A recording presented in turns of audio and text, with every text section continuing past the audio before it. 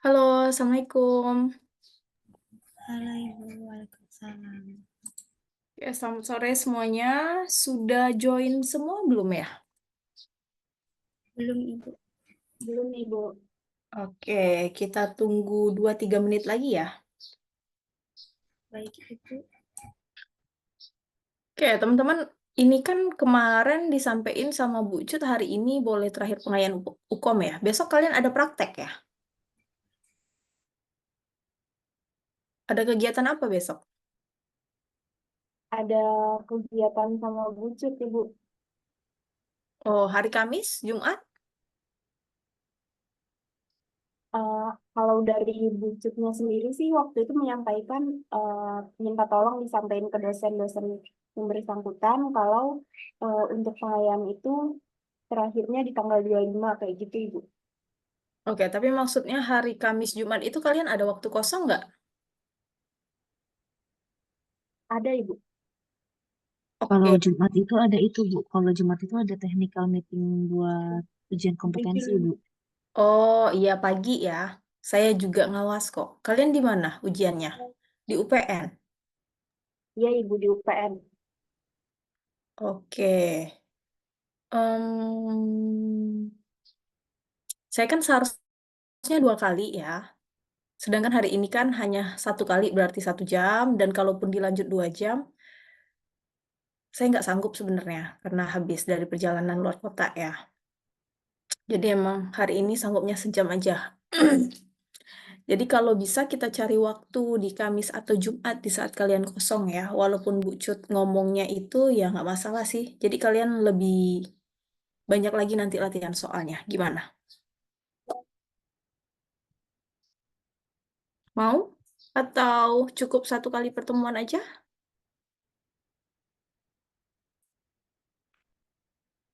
Nanti didiskusikan aja ya teman-teman. Nanti biar Galuh nyampein ke saya kalau misalnya kalian ada waktu kosong di Kamis dan Jumat. Gitu ya. Oke, bisa Galuh? Ya, baik, Ibu. Bisa. Oke, ini kalian berapa orang sih seangkatan? 74 Ibu. Oke, boleh dikabarin mungkin teman-temannya di grup. Kita tunggu sebentar karena memang saya yang mundur waktunya.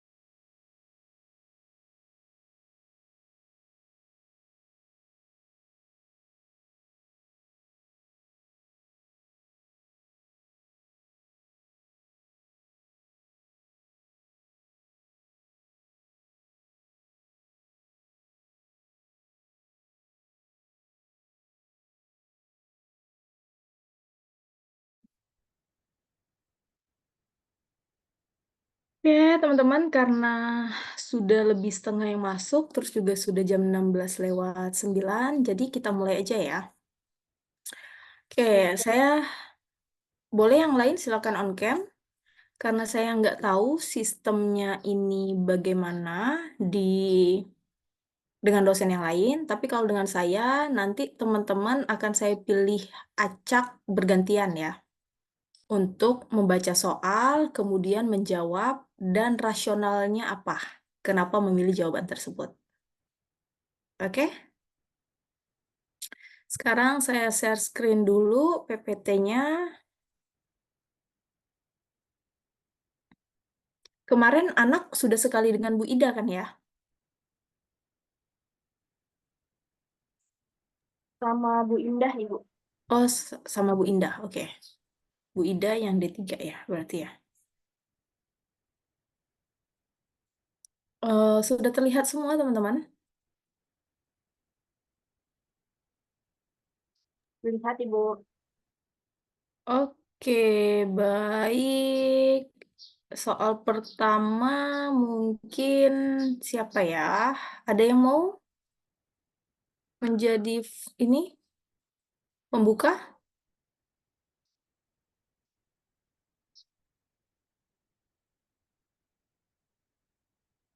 Oke, eh, Angel Sri. Wah, namanya ini banget ya, perpaduan. Silakan Ya, Ibu. Angel. Tulisannya terlalu kecil nggak ini? Enggak lah ya, kalian pakai laptop ya.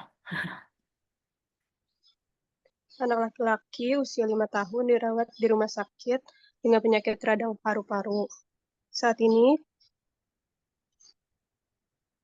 Sorry, klik sama saya. Oke, lanjut. pasien dirawat memasuki hari ke-14. Hari pengkajian didapatkan data anak mengalami keterlambatan bicara. Apakah intervensi yang tepat pada kasus tersebut?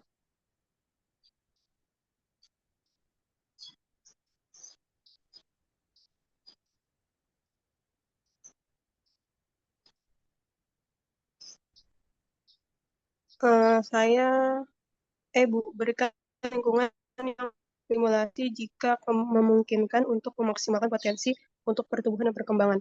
Karena untuk perkembangan anak itu perlu untuk distimulasi dari lingkungan dan terutama dari ibunya, Bu. Oke, baik. Angel, adakah yang memiliki jawaban berbeda dengan Angel?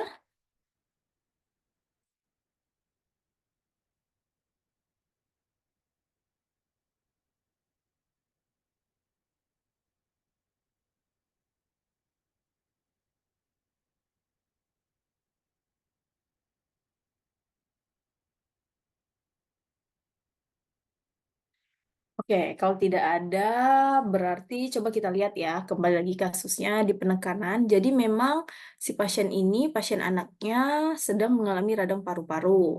Kemudian dirawat di hari yang ke-14, berarti kan sudah 2 minggu di rumah sakit. Nah, kemudian ada pengkajian tambahan nih di luar penyakit yang membuat si anak masuk ke rumah sakit atau dirawat di rumah sakit, bahwa anak mengalami keterlambatan berbicara. Sehingga kalau ada kata-kata seperti ini, berarti memang fokusnya yang sekarang ingin ditangani adalah terkait keterlambatan bicara, ya teman-teman.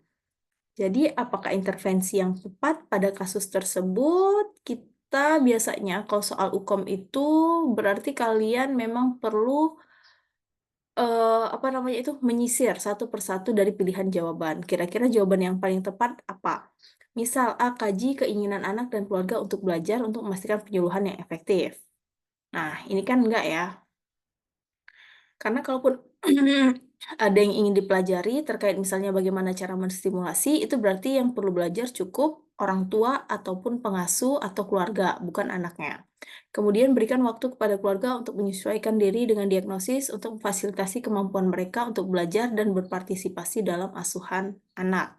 Ini juga terlalu umum, tidak ada yang spesifik menyatakan terkait menstimulasi perkembangan bicaranya ataupun terkait kelambatan bicara. Kemudian yang C, ulangi informasi untuk meningkatkan banyaknya kesempatan belajar untuk anak dan keluarga.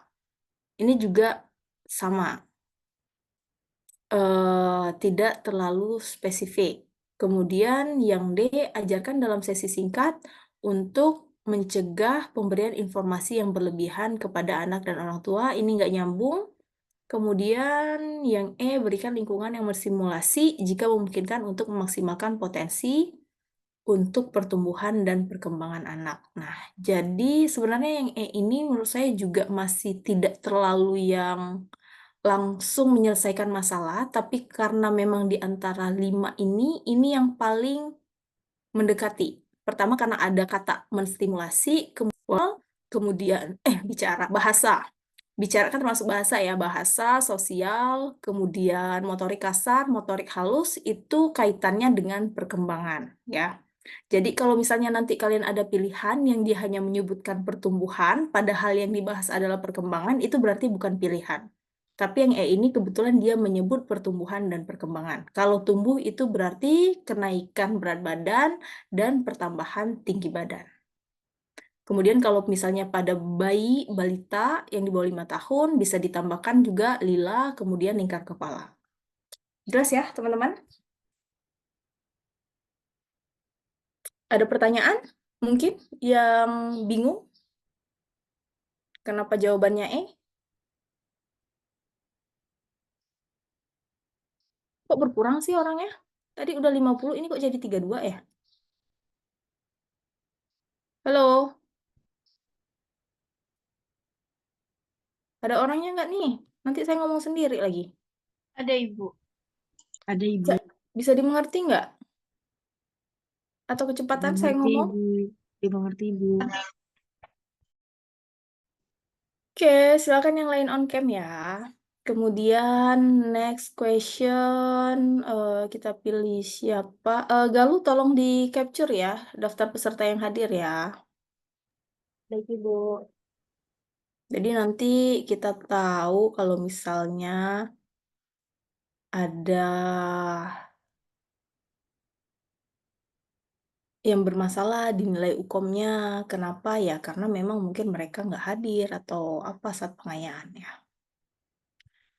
Ini mungkin boleh Galuh dulu. Silakan Galuh. Baik, Ibu. Seorang anak 12 tahun dirawat di ruang rawat kronis anak dengan talasemia. Anak direncanakan akan mendapatkan tindakan transfusi darah. Perawat ruangan melakukan tindakan pemasangan infus dengan larutan NaCl 0,9% terlebih dahulu selama 15 menit. Setelah itu, cairan diganti dengan produk darah yang sesuai. Apakah tindakan yang tepat dilakukan setelah produk darah masuk?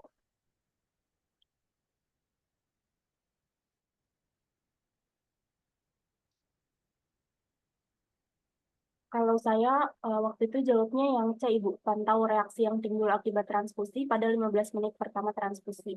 Karena dikhawatirkan ada reaksi alergi akibat transfusi tersebut. Yang mana tadi, sorry, pilihannya Galuh? Yang C, Ibu. Pantau reaksi yang timbul akibat transfusi pada 15 menit pertama transfusi.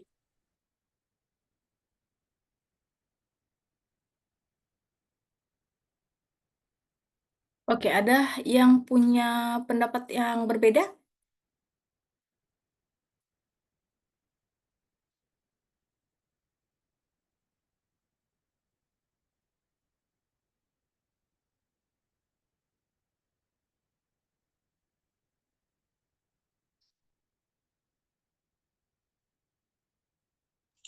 Sama seperti Galuh, Sama Ibu. Bu kayak Galuh Bu. Oke. Ini kalian apa sudah pernah jawab soal yang sama?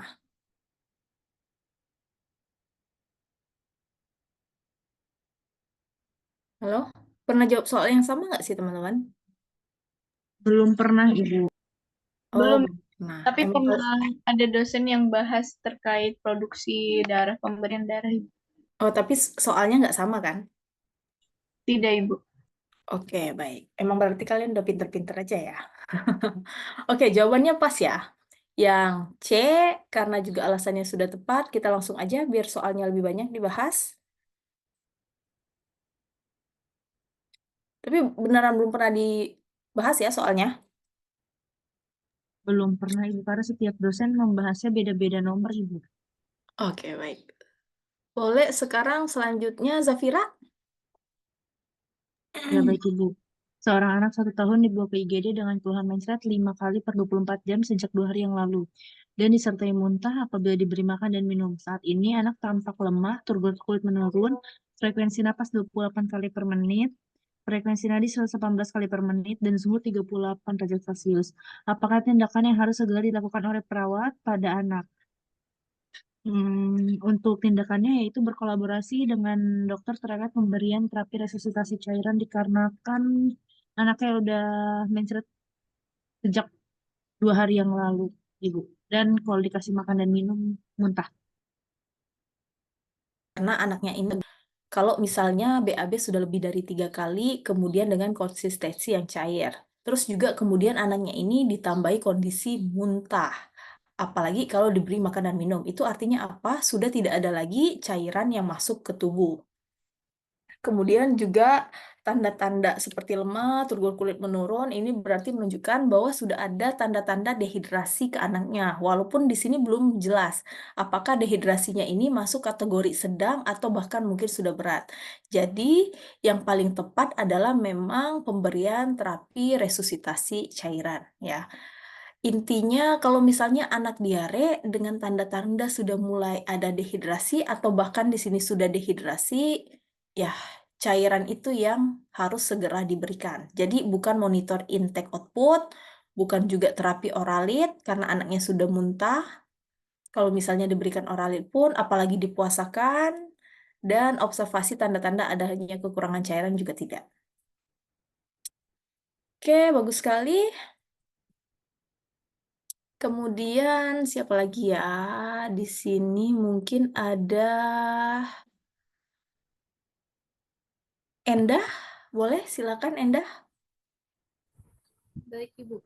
Seorang anak 4 tahun masuk IGD dengan diagnosis kejang demam sejak 2 jam yang lalu.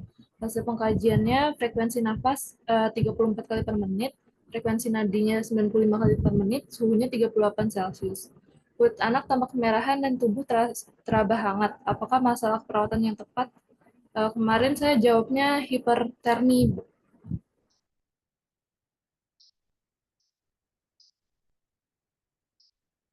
Oke, anaknya kejang demam, usia 4 tahun, suhunya 38 derajat Celcius, jadi memang sekarang masalah keperawatan utamanya adalah hipertermi ya teman-teman. Tapi kalau misalnya nih, ini kan kejang demam ya. Kalau misalnya ada kategori kejang demam berulang atau kejang demam kompleks, itu teman-teman bisa lihat tanda-tanda lainnya, tambahan data. Kalau misalnya bisa jadi resiko ketidakefektifan perfusi jaringan cerebral ya, teman-teman. Biasanya nanti data-datanya lebih banyak terkait kejang demam berulang, kemudian penurunan kesadaran. Tapi kalau baru datanya seperti ini, sudah sangat tepat hipertermi. Oke, next. Kemudian boleh Fadia. Baik Ibu, seorang anak berusia 5 tahun dibawa ke IGD karena demam tinggi dan terdapat deteksi di seluruh tubuhnya. Pasien diberi HF dan dianjurkan untuk dirawat. Anak terus menangis dan memberontak setiap kali 100 per 65 mmHg, frekuensi nadinya 85 kali per menit, suhunya 37,4 derajat Celcius, dan frekuensi nafasnya 27 kali per menit. Apakah tindakan yang dilakukan untuk mengatasi masalah pada anak tersebut?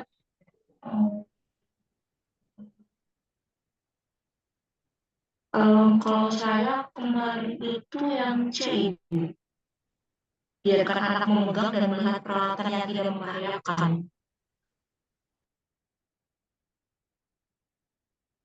Oke, kenapa jawabannya C, Fadia? Mungkin asumsi saya seperti ini, Bu. Kan ada yang memperkenalkan supaya anak itu nggak terlalu takut itu, Bu. Jadi kayak dikasih alat-alat tapi yang nggak membahayakan, jadi biar dia beradaptasi dahulu Ibu. Cuman kayak konsepnya saya bikinnya itu terapi bermain sih Bu, gitu. Dan supaya dia nggak begitu trauma ketika ada yang mau dilakukan tindakan gitu. Oke, jadi benar yang disampaikan Fadia, sebenarnya biarkan anak memegang ini sehingga anak itu tahu kalau misalnya alat tersebut tidak berbahaya ataupun tidak akan menyakitinya. Kemudian juga melihat peralatan yang tidak membahayakan, berarti ini dikondisikan. Apa aja yang bisa dipegang oleh anak. Tentunya kalau misalnya seperti apa ampuls obat atau mungkin juga squid itu kan tidak mungkin ya. Nah, yang bisa ini mungkin adalah seperti stetoskop, hal-hal yang tidak membahayakan seperti itu ya, teman-teman. Karena fokusnya di sini anak terus menangis dan memberontak setiap kali akan dilakukan tindakan. Berarti ini adalah masalah hospitalisasi, sehingga pilihan dari jawaban kita adalah pilihan-pilihan yang mendekati terkait masalah hospitalisasi. Ya. Nah, kenapa jawabannya enggak A? Kira-kira.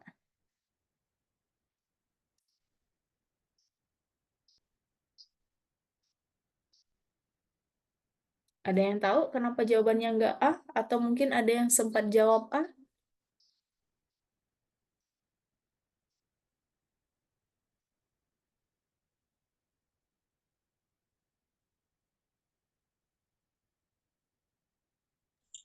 Izin Ibu, kalau menurut saya kenapa nggak A? Karena masa kita langsung ngasih alat mainan sebelum nyapa anak.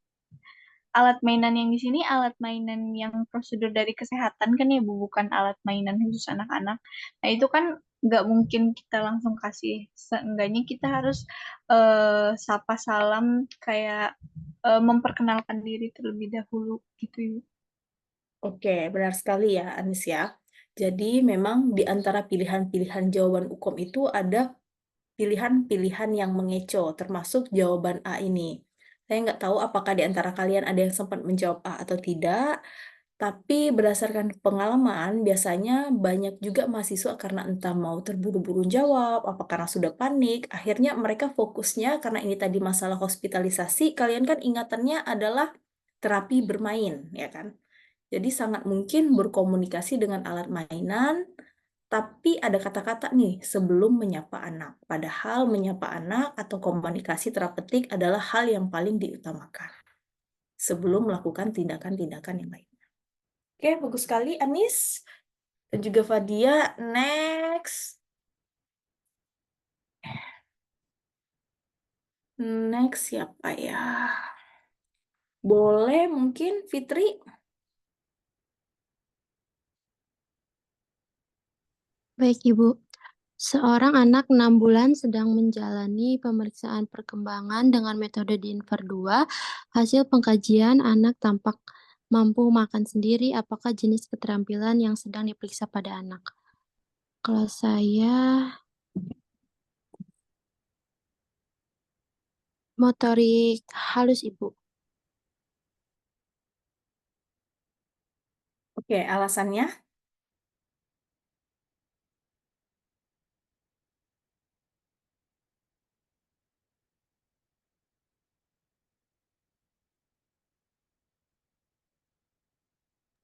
Iya, Ibu. Karena motorik halus itu kemampuan anak untuk seperti menggunakan otot-otot kecilnya, Ibu.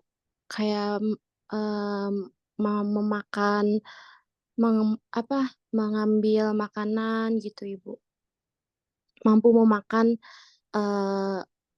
makanan sendiri gitu, Ibu. Oke, baik. Yang lain ada punya jawaban berbeda? Pak, Ibu, Sama? yang personal sosial. Personal sosial. Oke, ini sebenarnya jawabannya yang paling tepat adalah dengan membuka lembar Denver ya, teman-teman. Nah, kalau terkait mampu makan sendiri, ini memang biasanya Personal sosial, personal sosial. Coba iya dibuka Ibu, dulu personal Denvernya. sosial Ibu. Kalau Person- personal sosial itu kan melakukan aktivitas sehari-hari, pemenuhan pribadi dan interaksi dengan lingkungannya Ibu. Oke, udah dibuka dulu Denvernya, coba teman-teman. Punya lembar Denver semuanya?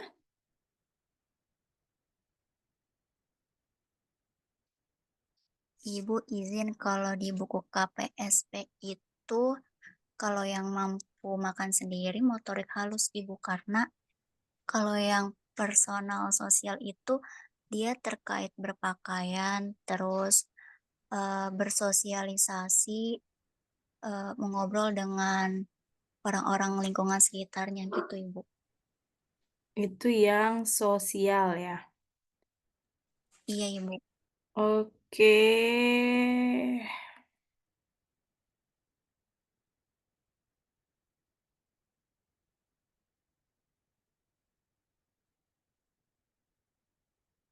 Jadi yang benar jawabannya apa?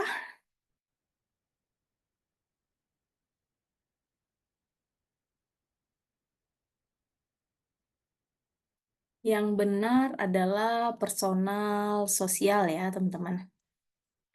Jadi coba dilihat lagi, memang antara yang motorik halus dan personal sosial itu ada sedikit area abu-abu bisa kita bilang.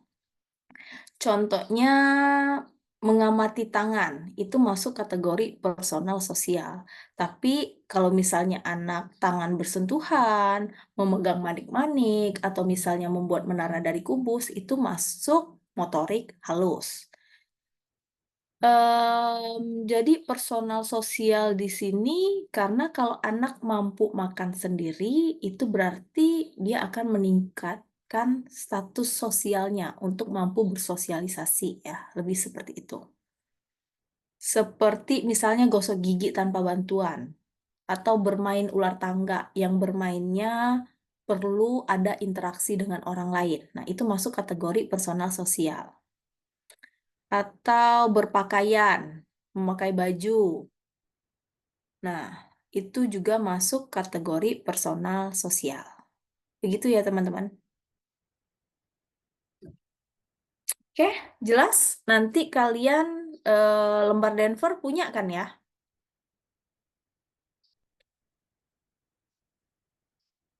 Punya nggak? Punya Ibu. Punya ya, ada kan? Oke. Jadi nanti bisa kalian baca-baca ya teman-teman. Karena soal Denver ini walaupun mungkin hanya 1-2 pasti ada di setiap UKOM setiap tahunnya.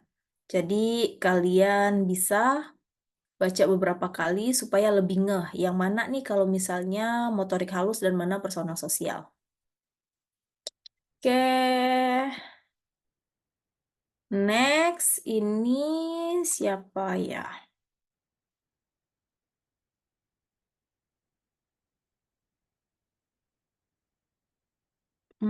Raras boleh? Seorang anak 6 tahun dirawat di bangsal anak mendapatkan terapi ampicillin intravena 4 kali 150 mg. Perawat mengencarkan obat ampicillin 3 dosis 1 gram dengan Aquades steril menjadi 5 cc. Berapa cc dosis yang diberikan pada pasien tersebut?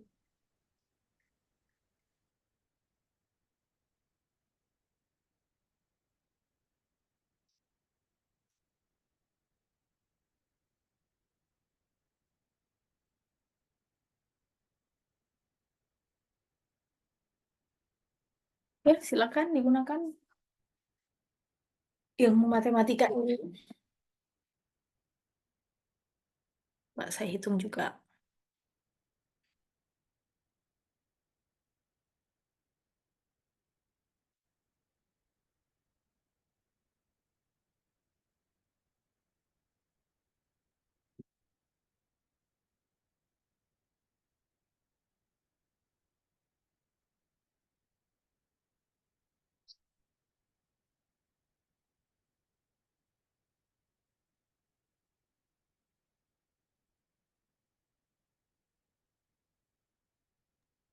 Saya jawabnya yang A, Ibu, 0,75 cc. Oke, ada yang punya jawaban berbeda?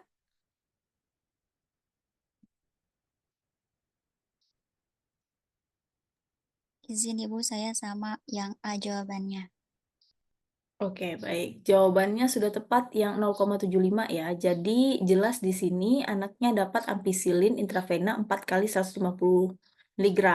Berarti kita fokusnya si anak ini mendapatkan 150 mg. Kalau misalnya vial dosisnya 1 gram menjadi 5 cc ya tinggal dibagi aja. Berarti dari 1 gram yang 1000 mg menjadi 5 cc ya menjadi 0,75 ya. Jadi 150 dibagi 2. Oke, next. Siapa lagi? Boleh Rahma dulu? Baik Ibu, seorang anak 6 tahun dirawat di ruang anak dengan diagnosa leukemia. Hasil pengkajian anak tampak menggigil, badan teraba hangat, suhu tubuh mencapai 39,5. Frekuensi nadinya 102 kali per menit. Hasil pemeriksaan laboran didapatkan kesimpulan neutropenia. Apakah tindakan keperawatan yang paling tepat? Saya jawabannya yang C, Ibu, perawatan demam. Karena didapatkan suhunya itu mencapai 39,5 sama badannya teraba hangat, Ibu.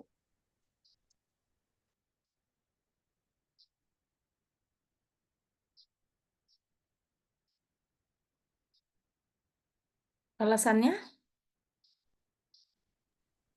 Izin Ibu, karena di data tersebut suhunya sudah tinggi mencapai 39,5. Terus juga anaknya tampak menggigil sama badannya teraba hangat, Ibu.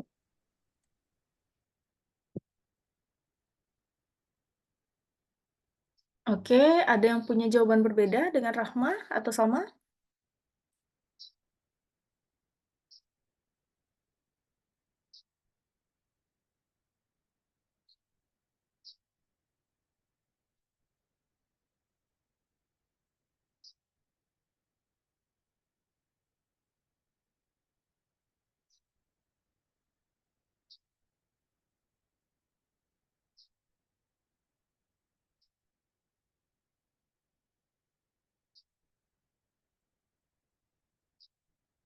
Oke, sama semua ya, karena memang anaknya ini walaupun dia mengalami leukemia, kemudian anaknya tampak menggigil, badan teraba hangat, suhu tubuhnya sudah sangat tinggi, 39,5 derajat Celcius.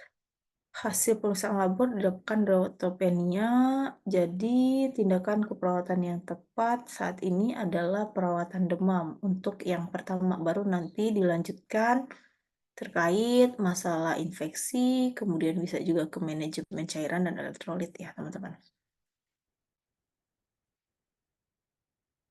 Oke, next siapa? Nurul Hidayah boleh?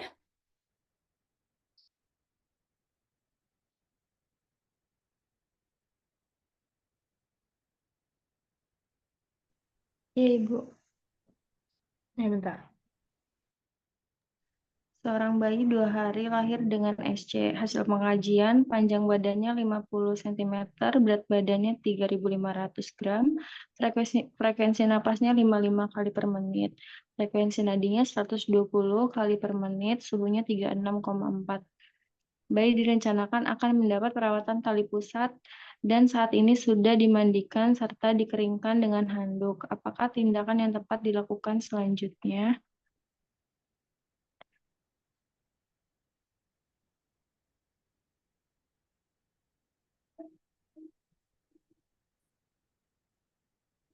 Saya jawabannya cek kayaknya Bu, soalnya agak lupa juga.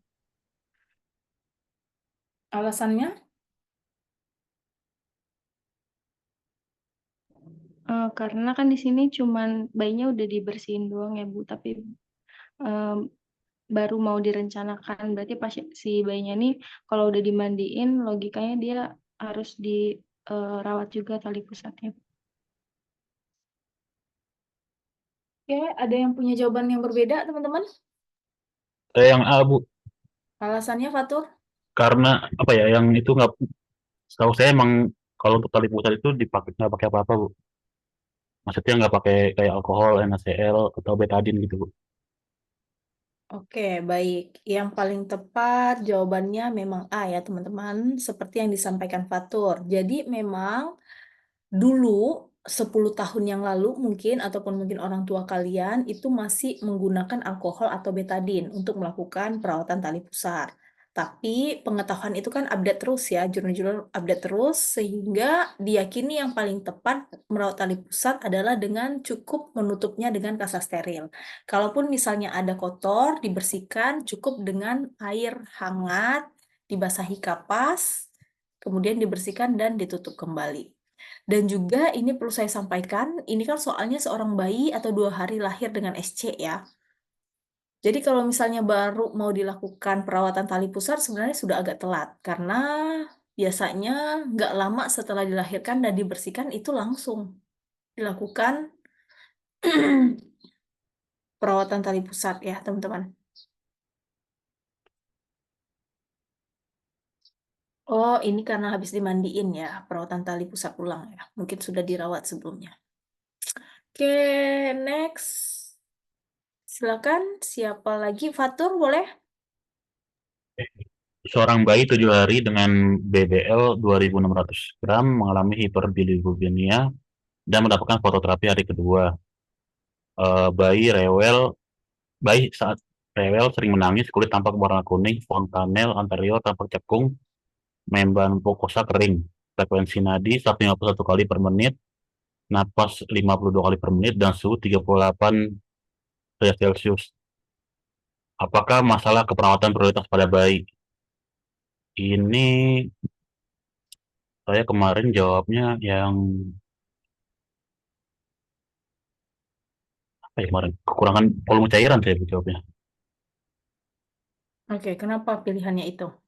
Karena apa ya, yang mungkin saya kemarin fokusnya itu sama membran mukosa kering,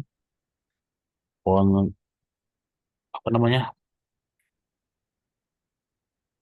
itu doang datanya ya.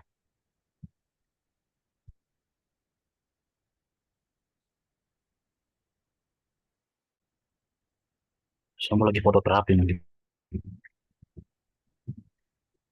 Fototerapi nggak ada hubungannya dengan kekurangan volume cairan. Fototerapi untuk mengurangi hiperbilirubin. Jadi saya salah berarti. Oke, ada yang punya pendapat berbeda atau mungkin jawabannya sama tapi menambahkan penjelasan?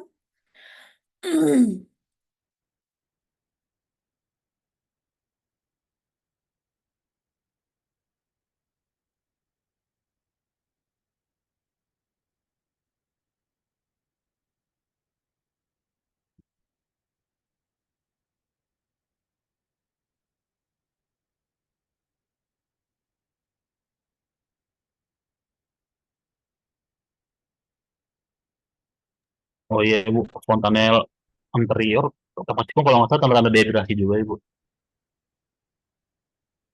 Oke. Jadi teman-teman ini kan masalah yang sangat umum terjadi pada bayi baru lahir ya. Termasuk anak saya juga pernah mengalami hiperbilirubin. Ini saya lupa. Kalian pernah saya ajar nggak sih di keperawatan anak? Enggak ya, kayaknya ya. Saya ketemu kalian di nurse doang ya. Oke, jadi hiperbilirubin ini kan ada fisiologis dan ada yang patologis. Kalau yang fisiologis itu berarti karena sebenarnya awal mulanya si bayi ini kekurangan cairan. Nah, karena memang bilirubin ini diproduksinya sangat banyak di awal-awal kelahiran, dan cara mengeluarkan bilirubin ini adalah dengan melalui keringat, BAK, ataupun BAB.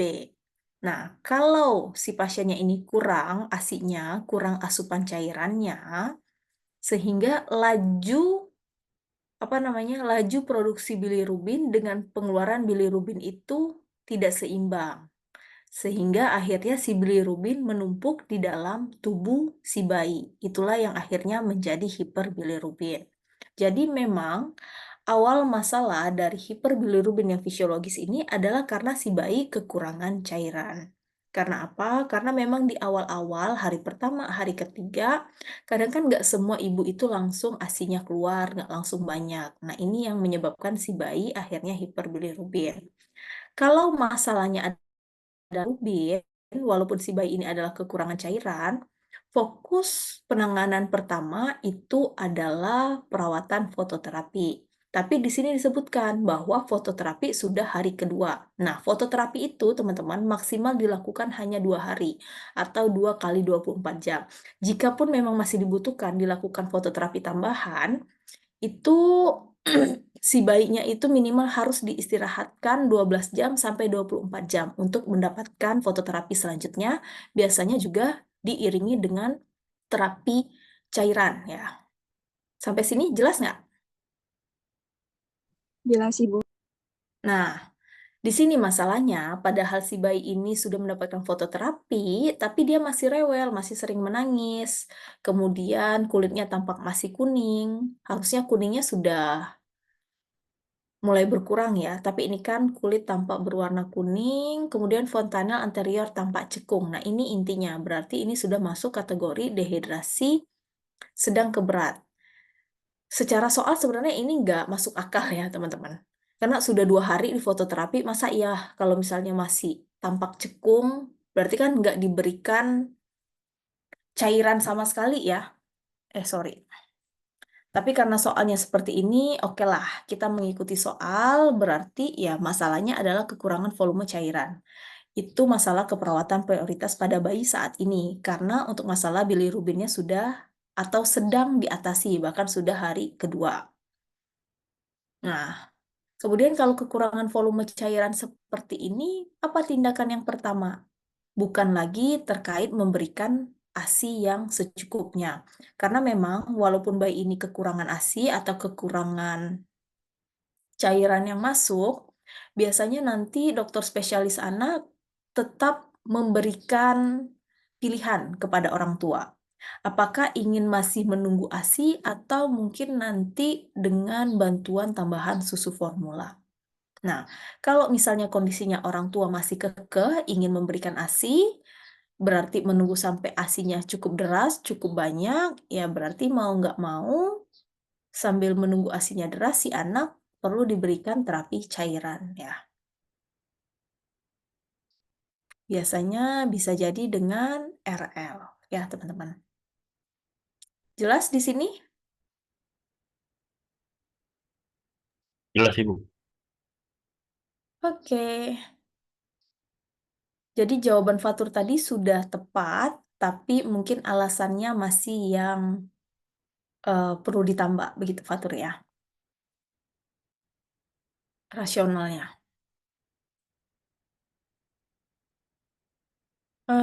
Selanjutnya, Talita, boleh? Baik, Ibu. Seorang bayi baru dilahirkan 30 menit yang lalu dengan jenis kelamin perempuan dan segera menangis dengan spontan. Segera setelah bayi lahir, perawat segera mengeringkan tubuh bayi dengan menggunakan kain kering yang hangat. Apakah tujuan dari tindakan yang dilakukan oleh perawat tersebut? Kalau saya mencegah kehilangan panas, Ibu. Jawabannya. Oke, baik. Sudah benar, Talita. Dan ini saya rasa nggak perlu dibahas ya, karena yang lain sangat jauh kan. Nggak ada yang bikin bakal mengecoh, nilai estetika, nilai kesopanan, kebersihan. Mungkin yang akan sedikit mengecoh memberikan bayi kenyamanan. Tapi intinya kenyamanannya itu dengan cara supaya bayi tidak kehilangan panas. Oke, next. Selanjutnya, boleh Winda?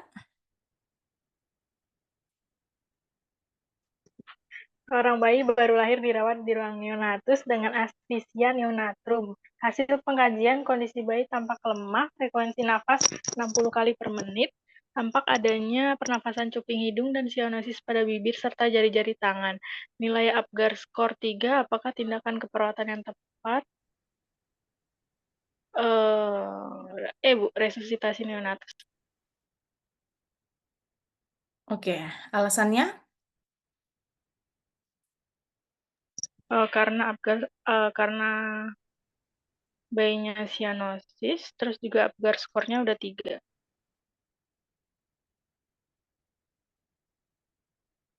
Ya, Apgar skornya 3, kemudian pernafasannya juga sudah dengan cuping hidung, sudah sianosis, kemudian manajemen hemodinamik, manajemen jalan napas, terapi oksigen, itu semua ada di dalam resusitasi neonatus ya, teman-teman.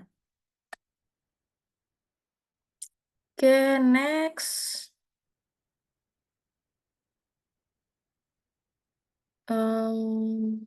Renasti,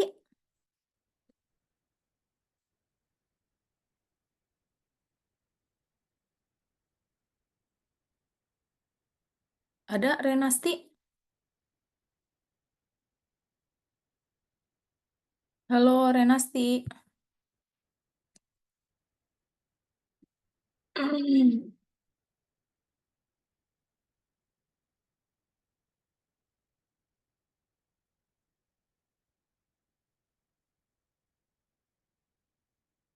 Oke, Renasti sepertinya sambilan ngezoomnya, kita cari yang lain. Sekar?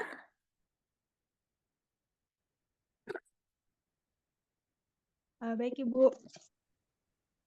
Seorang bayi baru lahir prematur dengan kondisi gerakan bayi tampak lemah dan sedikit. Saat diberi stimulasi, bayi menangis lemah saat diberikan stimulasi, dan warna tubuh bayi merah terang. Akan tetapi, tungkai bayi tampak kebiruan. Frekuensi jantung bayi 105 kali per menit, dan upaya bernafas bayi tampak lemah dan tidak teratur. Berdasarkan kasus, apakah kategori Apgar skor bayi?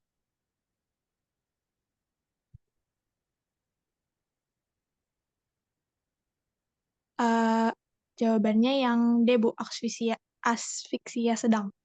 Karena Apgar skornya 6, Bu. Kenapa 6? Boleh disebutkan? Boleh, Ibu. Yang pertama, gerakan bayi tampak lemah dan sedikit saat diberi stimulasi itu 1. Terus bayi menangis lemah itu 1.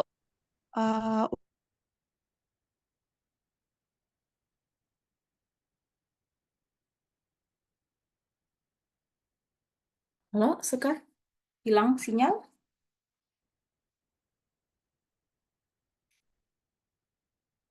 Dua, jadinya 5.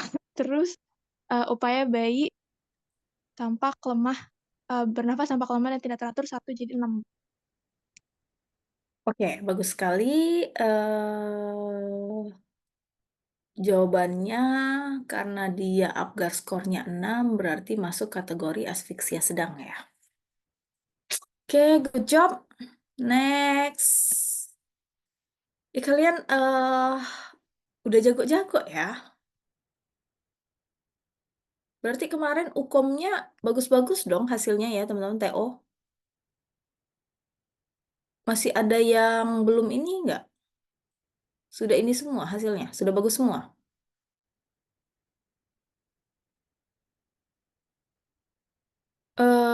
Selanjutnya Muhammad Helmi.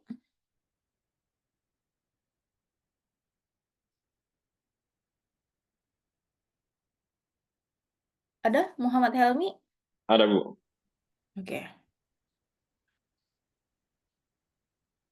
Seorang bayi laki-laki 9 hari dibawa ibunya untuk kontrol ke fasilitas kesehatan.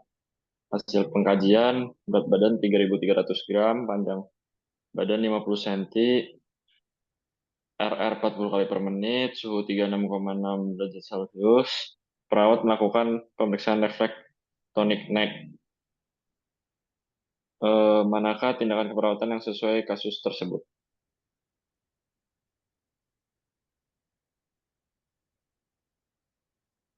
Kemarin saya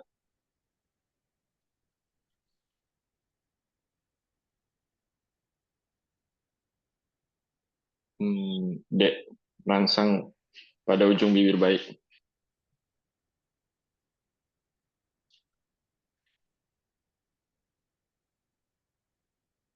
Merangsang pada ujung bibir bayi. Alasannya? Oh, seperti Bentar.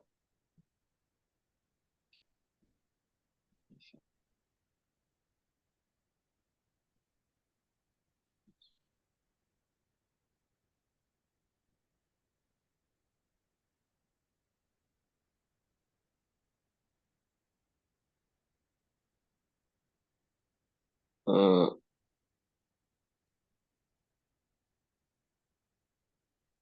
salah. Kalau langsung itu untuk refleks bisa. Yang C, Bu, memiringkan kepala bayi dengan lembut.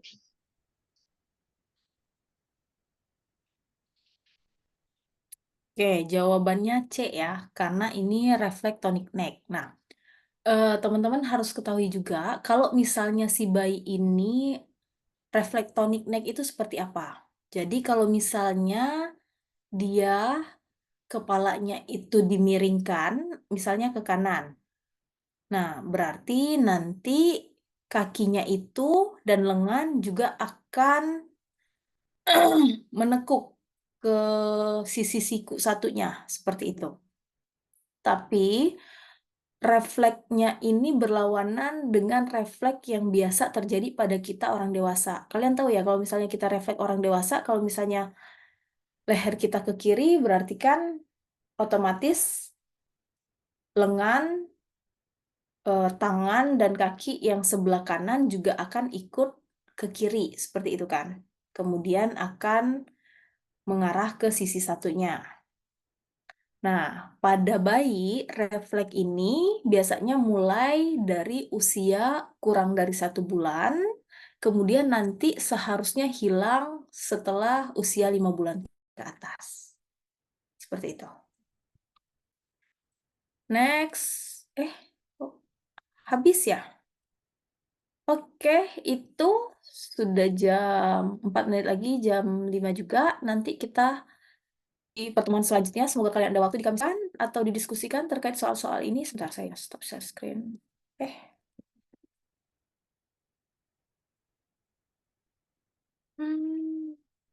Ada pertanyaan? Mungkin boleh on cam terlebih dahulu. Kita dokumentasi, teman-teman.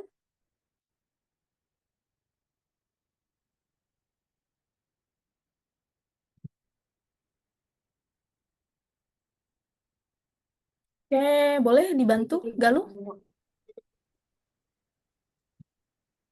Slide pertama, 1, 2, 3.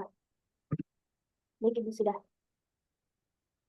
Oke, baik. Sampai ketemu di hari Kamis dan Jumat ya, teman-teman. Selamat beristirahat. Kemudian saya juga mohon maaf, kita tertunda terus ya, karena kebetulan minggu lalu itu saya ada kemalangan, orang tua meninggal, kemudian setelah itu saya memang jadwalnya memang mengajukan cuti sudah dari sebulan yang lalu, dan hari ini pun sebenarnya masih cuti. Ya. Oke, kalau begitu saya tutup.